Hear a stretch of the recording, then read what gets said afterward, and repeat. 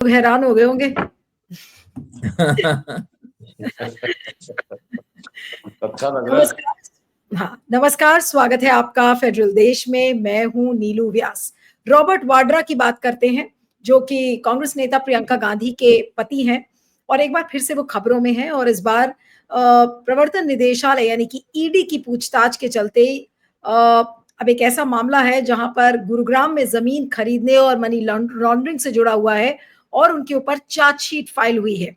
अब 56 साल के रॉबर्ट वाड्रा गुरुवार को दिल्ली के सिंह पार्क स्थित अपने घर से पैदल चलकर करीब 2 किलोमीटर दूर एपीजे अब्दुल कलाम रोड पर ईडी के दफ्तर पहुंचे थे।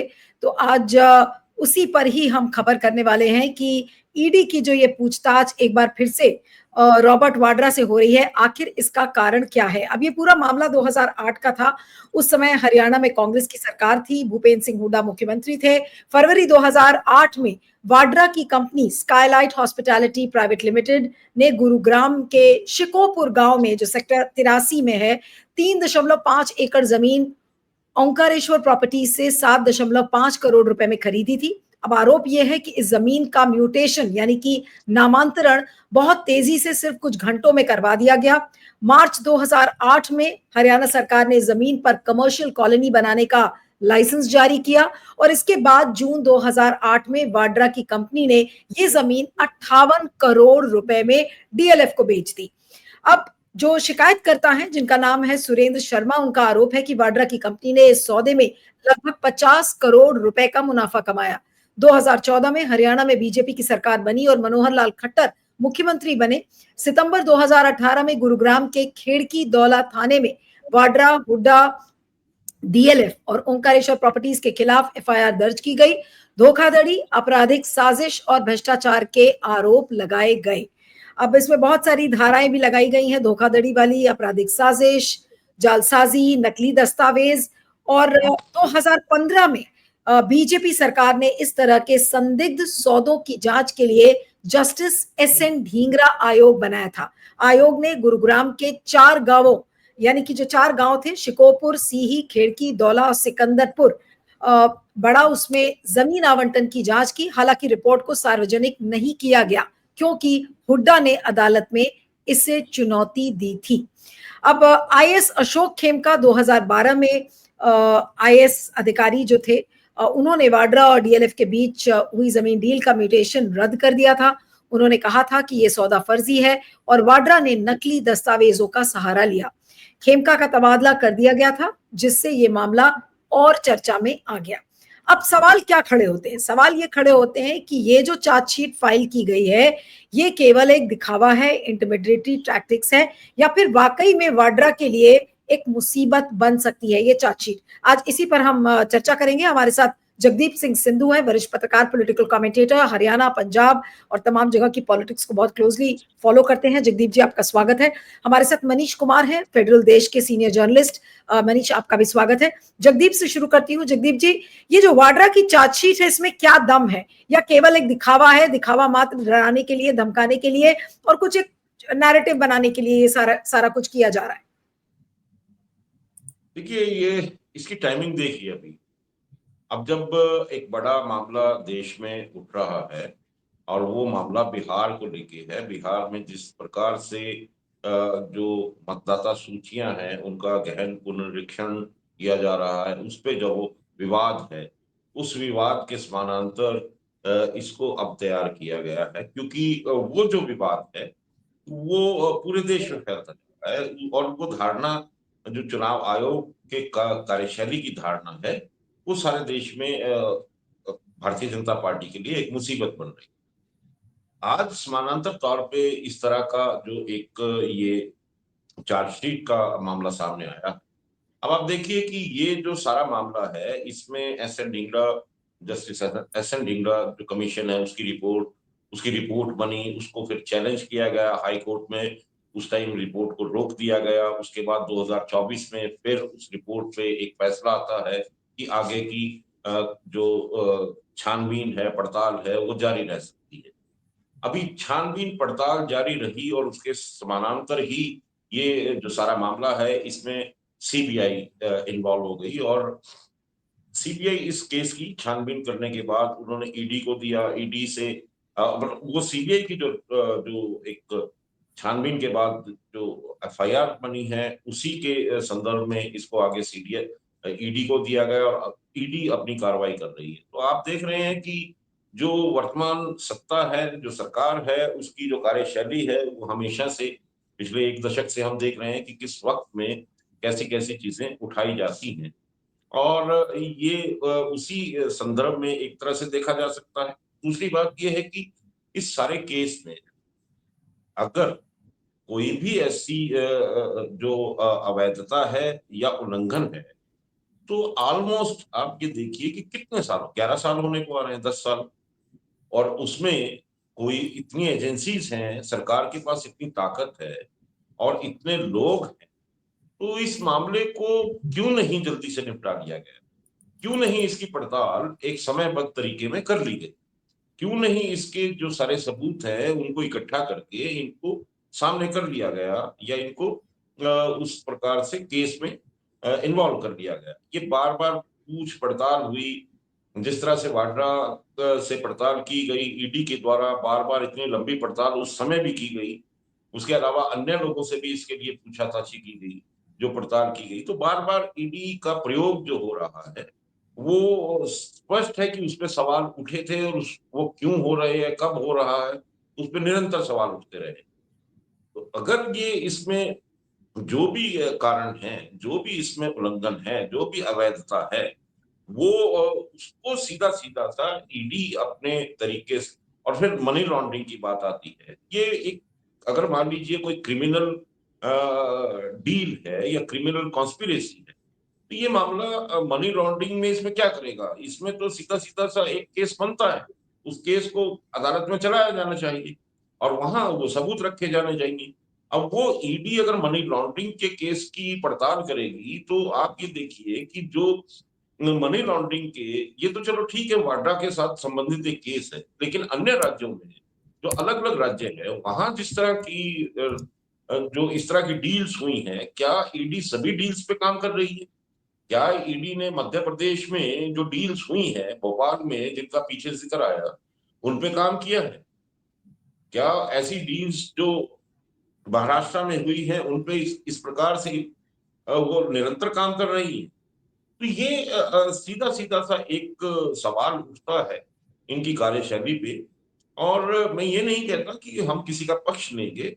जो भी कानूनन जिस प्रकार की भी परिस्थिति है, उसमें कानून की जो भी उचित कार्रवाई है, उसको समयबद्ध तरीके से, चरणबद्ध तरीके से किया जाना आवश्यक है। सरकार इनकी है, सरकार के पास इनके अपने साधन हैं, इनकी अपनी एजेंसीज हैं और इनके अपने अधिकारी हैं, और अगर इस तरह के सबूत हैं, तो उसके ऊपर तुरंत एक्शन किया जाना चाहिए।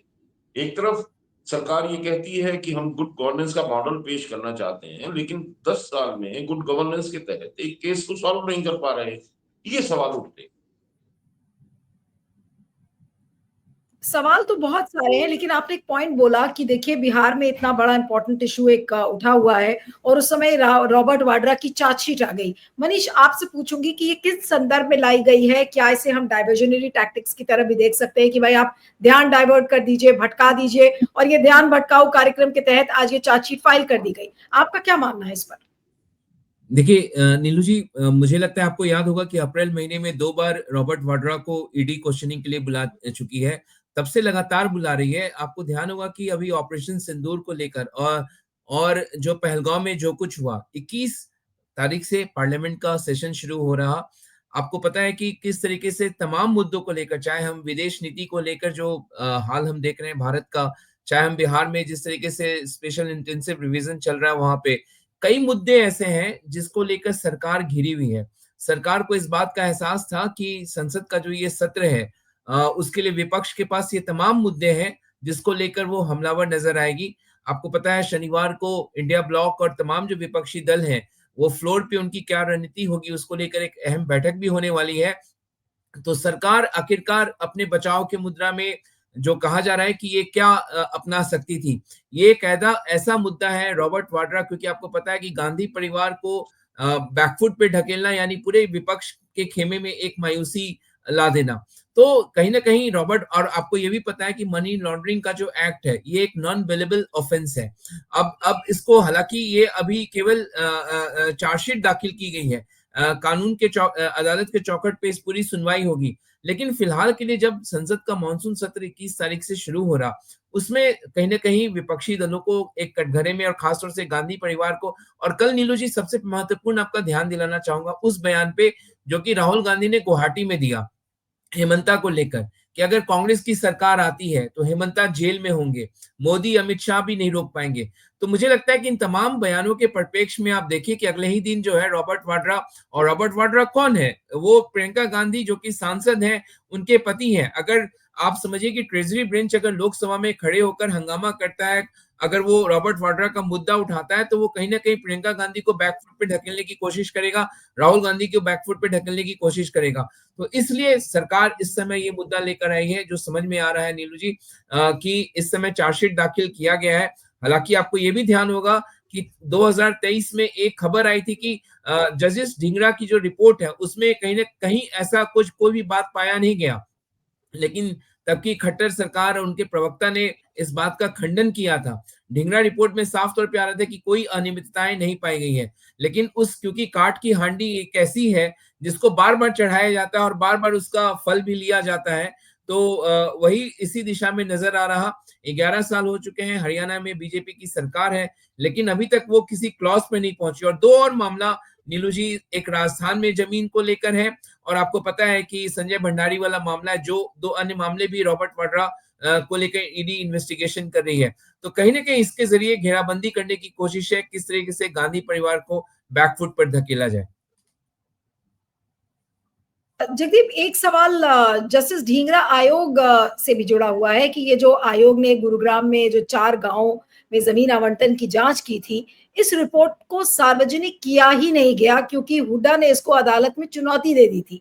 अब इस पर क्या होगा? इस पर क्या कोई एक रहस्य बना रहेगा, या फिर ये रिपोर्ट हमें कभी पता ही नहीं चलेगा कि ये जो जांच आयोग था आखिर इसने लिखा क्या? और फिर इससे भी बहुत सारे लोगों के मन में सवाल इससे आते हैं कि भाई क्या होगा, ये केवल खाली आर्म ट्विस्टिंग के लिए ये केस है, या वाकई में इस केस में कोई मेरिट भी है? क्या हम वाकई में कह सकते हैं कि रॉबर्ट वाड्रा ने इतना करोड़ रुपए का मुनाफा कमाया जब डीएलएफ को जमीन बिक गई थी?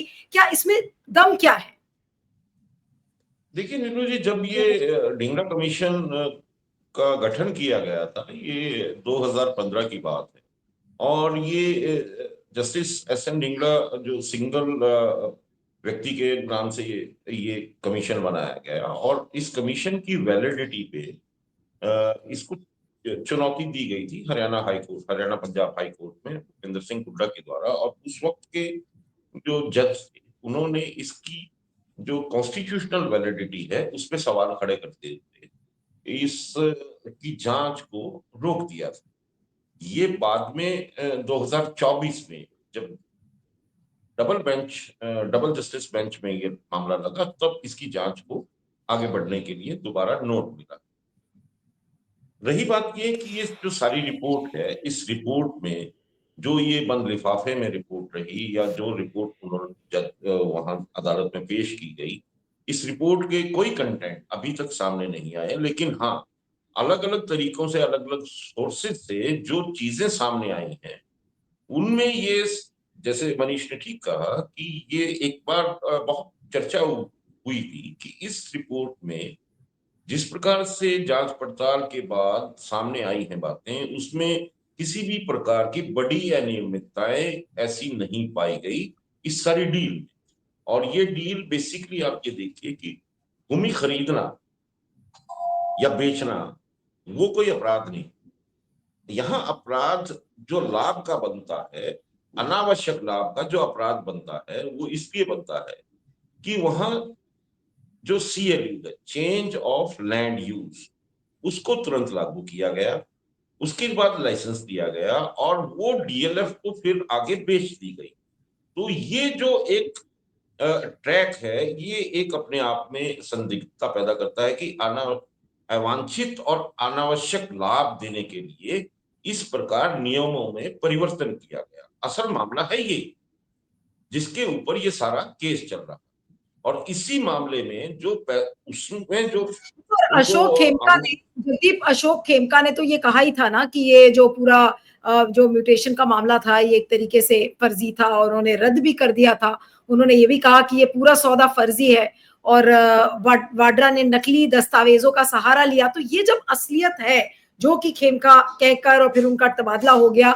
लेकिन आपको क्या लगता है जगदीप कभी भी कि रॉबर्ट वाड्रा को बीजेपी सरकार या ईडी गिरफ्तार कर सकती है उसी तरह जैसे कि अरविंद केजरीवाल को किया या फिर हेमंत सोरेन को किया था? क्या ऐसा कब कोई गिरफ्तारी रॉबर्ट वाड्रा की कर सकते हैं ये लोग? नहीं, इस सरकार में जो इनकी अपनी ताकत है, जो इनका अपना एक तरीका है, जो इनका एक कार्यशैली है, उसमें सारी संभावनाएं खुली हैं। ऐसा नहीं है कि रॉबर्ट वाड्रा को ये छोड़ देंगे या छोड़ा जाएगा या किसी भी वजह से उसको नहीं ये गिरफ्तार करेंगे। इनकी आवश्यकता के अनुसार ये कभी भी कोई भी कदम उठा सकती है सरकार, और इनकी कार्यशैली पहले भी ये सिद्ध कर चुकी है, जिसमें आप देख लीजिए कि बहुत से ऐसे केसेस हुए हैं, जैसे हेमंत सोरेन का रहा, या महाराष्ट्र में रहा अनिल देशमुख का रहा, या संजय राउत का रहा। ये बहुत से ऐसे केसेस हैं जहां समय के अनुसार इन्होंने अपने प्रयोग किए हैं, उपयोग किए हैं, और अब भी अब भी जिस प्रकार की परिस्थितियां देश में हैं, जिस प्रकार के मुद्दे देश में हैं, जिस प्रकार के बिंदु देश में खड़े हैं, और जहां सरकार को, सत्ताधारी दल को जवाब देना, जहां विपक्ष बार बार उनसे सवाल कर रहा है और विपक्ष इतना उन पे मजबूती से उनको घेरने की अपनी प्रयास में लगा है, और जिस प्रकार से सरकार आज बैकफुट पे है, जिस प्रकार से सेना के बड़े अधिकारियों ने जो अभी हाल ही में कहा है, और जिस तरह से ये जो डील है, अभी आप देखिए कि जो ट्रेड डील है, इसके भी प्रभाव आने वाले समय में, और इनके प्रभाव में जो भारत का एक बड़ा वर्ग है किसानी का, वो किस प्रकार से आंदोलित है। उसके अलावा एक अलग मामला है जिसपे एक आंदोलन होने वाला है, या अलग अलग जगहों पे लोग आंदोलित हैं, वो है जो नया ऊर्जा बिल अब के सदन में, संसद में मानसून सत्र में पेश किया जाना है। तो बहुत से ऐसे मुद्दे हैं जिसपे सरकार घिरी हुई है, और बार बार ऐसी स्थितियां आ रही हैं, और टीडीपी के चंद्रबाबू नायडू के उस पत्र के बाद तो सरकार में बहुत ज्यादा बेचैनी है कि किसी प्रकार बिल्कुल। ये सदन का जो सत्र है ये किस प्रकार से पूरा हो। उसके अलावा जो इनकी मातृ संस्था है, उस मातृ संस्था के जो प्रमुख हैं मोहन भागवत, उनके द्वारा जिस प्रकार का संदेश सामने दिया गया है, वो एक बड़ा संदेश है प्रधानमंत्री नरेंद्र मोदी के लिए। उसके अलावा इनकी अपनी पार्टी के अध्यक्ष का एक बड़ा मामला जो अभी तक अटका हुआ है। तो हर तरफ से सरकार घिरी हुई है, और ठीक कहा जा रहा है कि जो सत्र है, सत्र में वहां इनको जवाब देने होंगे, और उन जवाब से बचने के लिए विपक्ष को किसी तरह से एक कमजोरी के कटघरे में खड़ा करने के लिए इस प्रकार के ये प्रयोग और ये कार्यशैली का हिस्सा है। इसमें कोई दो राय नहीं, पिछले एक दशक से हम देख रहे हैं। लेकिन जहां तक रॉबर्ट वाड्रा का सवाल आता है, उसको गिरफ्तार करने का सवाल आता है, तो ये सरकार की कार्यशैली है, इसमें कोई भी संभावना हो सकती जी, मनीष, मैं अब अंतिम कमेंट के लिए आपके पास आऊंगी कि अब ये जो पूरा रॉबर्ट वाड्रा का केस है, इसमें अब फर्जीवाड़ा हुआ नहीं हुआ, लेकिन अब इसकी दिशा और दशा आपको क्या दिखती है रॉबर्ट वाड्रा की अब इस चार्जशीट के बाद? क्या इस पर एग्रेसिव होगी ईडी सरकार, या फिर ये एक तरीके से आम है पॉलिटिकल आर्म ट्विस्टिंग आप जिसको कहते हैं कि जब आपने चाहा आपने मुद्दा गर्म कर दिया, जब चाहा तो उसको ठंडा कर दिया? क्या इसका हश्र कुछ इस तरह से है या वाकई में इसमें कुछ लॉजिकल कंक्लूजन पर ये केस रॉबर्ट वाड्रा पहुंच सकता है?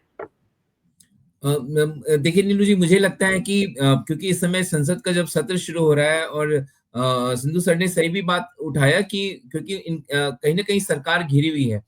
अब मुझे लगता है कि इसको रह रहकर, जब भी आप हरियाणा का चुनाव तो अभी काफी दूर है और कोई बड़ा चुनाव इधर है भी नहीं, लेकिन रॉबर्ट वाड्रा क्योंकि गांधी परिवार के सदस्य हैं, और आपको याद है कि सोनिया गांधी भी कहती है बीजेपी की जमानत पर है, राहुल गांधी भी जमानत पर है, और इनकी ईडी के जरिए घेराबंदी की जा रही है। तो बार बार संसद में जब भी विपक्ष अगर सवाल खड़े करेगा तो वो यही कहेंगे कि गांधी परिवार जो है वो जमानत पर है। इसके जरिए रह रहकर ये मुद्दा उठाया जाएगा, लेकिन ये कहना बहुत ही जल्दबाजी होगी कि रॉबर्ट वाड्रा कभी गिरफ्तार होंगे या इस मामले में, क्योंकि सरकार बीजेपी को भी पता है कि शायद इस मामले के तह में कुछ नहीं है। यही कारण है कि ढींगरा रिपोर्ट आज तक सार्वजनिक नहीं किया गया। तो इसको ये काट की हांडी को हमेशा चढ़ाया जाएगा और इसका चुनावी फायदा लिया जाएगा। सरकार में हरियाणा में सत्ता में बनी हुई है बीजेपी पिछले 11 सालों से, तो जब जब उनको मौका मिलेगा वो बैकफुट पर आएंगे, तो गांधी परिवार के किसी न किसी सदस्य को आगे करके वो अपना बचाव करने की कोशिश करेंगे।